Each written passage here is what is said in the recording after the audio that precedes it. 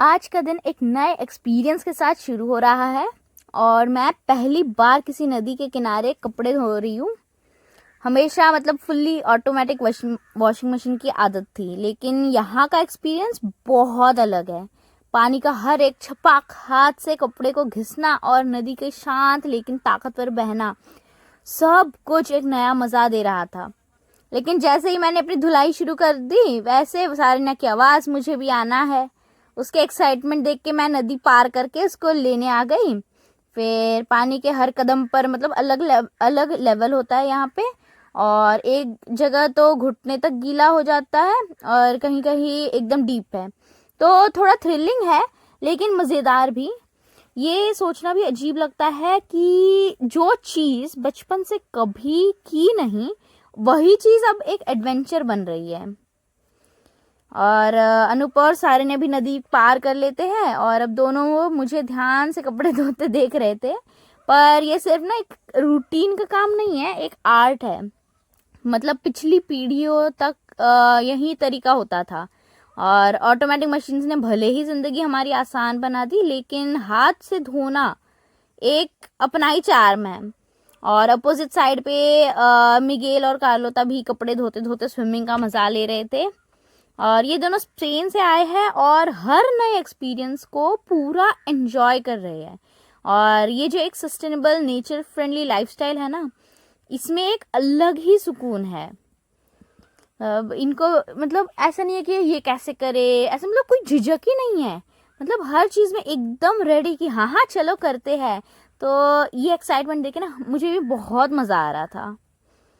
फिर सारन्या ने बहुत रोना धोना किया कि उसे भी कपड़े धोने मेरे साथ, और फिर फाइनली उसे मैं अपने साथ बिठा दिया। तो बच्चे ना हमेशा पेरेंट्स का कॉपी करते ही है, और ये मुझे उसके अनस्कूलिंग जर्नी का एक इम्पॉर्टेंट मोमेंट लगता है। अनस्कूलिंग का कॉन्सेप्ट काफ़ी लोगों के लिए नया हो सकता है, लेकिन जो ट्रेडिशनल स्कूलिंग सिस्टम में एक जैसे फिक्स्ड सिलेबस और एक रिजिड स्ट्रक्चर होता है, तो लेकिन अनस्कूलिंग एक ऐसा प्रोसेस है कि बच्चा ना नेचुरली अपने सराउंडिंग से सीखता है। और सारन्या जैसे मेरे एक्शंस ऑब्जर्व करके सीखती है, वैसे ही अनस्कूलिंग के कॉन्सेप्ट में लर्निंग का नेचर स्पॉन्टेनियस होता है। तो फिर कपड़े धोने के बाद अब वक्त है फार्मिंग का। सारन्या अपने पापा और मिगेल की तरह छोटी छोटी 2 तरबूज तोड़ती है, और जो वीर है ना, विहा का भाई, वो एक वाटरमेलन इससे मांगता है। दे एक दादाला दे, एक दे दादाला, दादाला पण उचलायचं आहे ना। हाँ लो, ले लो।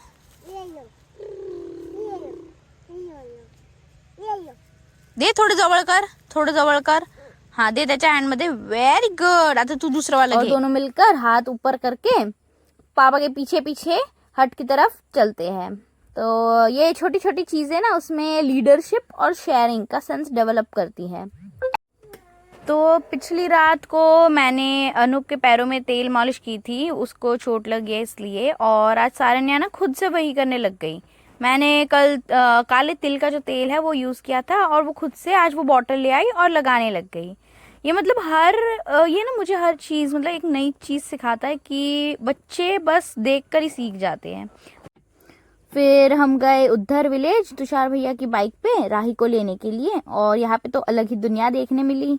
चारों तरफ मुर्गियाँ, मुर्गे और छोटे छोटे पिल्ले आराम से सड़क पे घूम रहे थे, जैसे कि उन्हीं का गांव है।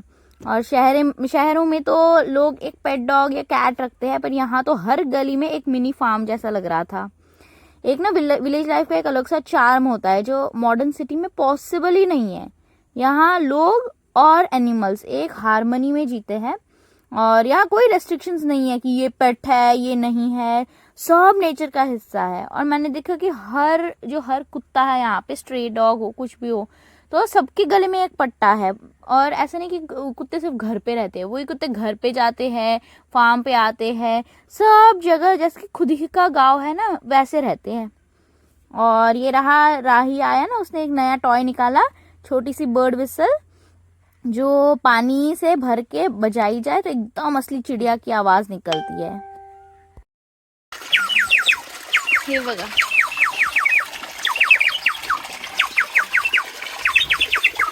तिकडे बघतो, त्या साईडला बघ, त्या साईडला बघ। फिर हमने वापस वाटरमेलन का काम शुरू किया और कार्लोता ने आज काफ़ी सारे तरबूज तोले और तुषार जी और मिगेल उनका सेग्रीगेशन कर रहे थे। ये सब तरबूज एक तरह की मिनी इकोनॉमी का पार्ट है। मतलब फार्मिंग सिर्फ खेती नहीं होती, एक प्लानिंग भी होती है। लाइक कौन सा तरबूज किस कैटेगरी का है, कौन सा बेचने लायक है, कौन सा वॉलंटियर और गेस्ट के लिए अलग रखना है। और एक इंटरेस्टिंग फैक्ट बताऊँ तो इंडिया दुनिया का सेकंड लार्जेस्ट वाटरमेलन प्रोड्यूसर है। सबसे पहले चाइना आता है। और अगर आपको परफेक्ट स्वीट वाटरमेलन चाहिए तो हमेशा देखो कि उसका बॉटम साइड हल्का येलो हो। इसका मतलब है कि वो प्रॉपर सनलाइट में रहा है और अंदर से मीठा होगा। बट अब ये नेसेसरी नहीं है कि हो, क्योंकि काफ़ी सारे फार्मर्स ना पेस्टिसाइड्स, इंसेक्टिसाइड्स और या फिर फेक तरह से मतलब उनको ना राइप करने की कोशिश करते हैं। तो बट नॉर्मली अगर ऑर्गेनिक देखना होगा ना, ऑर्गेनिक में कौन सा वाला अच्छा है, तो यही तरीका है। एक येलो ये पैच होता है, अगर वो दिख रहा है मतलब वो अच्छा है। फिर जब ये सब तोलना वगैरह सेग्रीगेशन हो रहा था तो राही और सारन्या एक यूनिक एक्टिविटी कर रहे थे। जो स्लीपर्स है पुराने वाले, एक सारन्या ने तो मेरी ली और राही ने अपनी पुरानी स्लीपर ली और उनको पेंट कर रहे थे। कई लोग शायद सोचे कि ये वेस्टेज है, लेकिन ये एक्चुअली क्रिएटिव थिंकिंग और टैक्टाइल स्किल्स को बिल्ड करता है। तो जब एक बच्चा पेंटिंग करता है तो उसका ऑब्जर्वेशन और मोटर स्किल्स डेवलप होते हैं। प्लस ये अनस्कूलिंग का एक और पार्ट है, learning through fun and experimentation.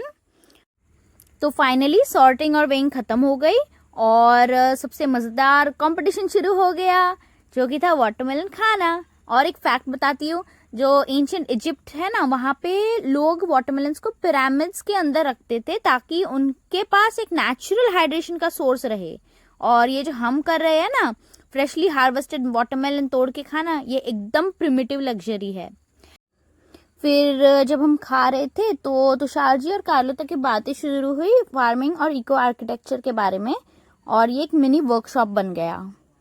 I don't know the drip irrigation. I can do with it because this is natural mulching.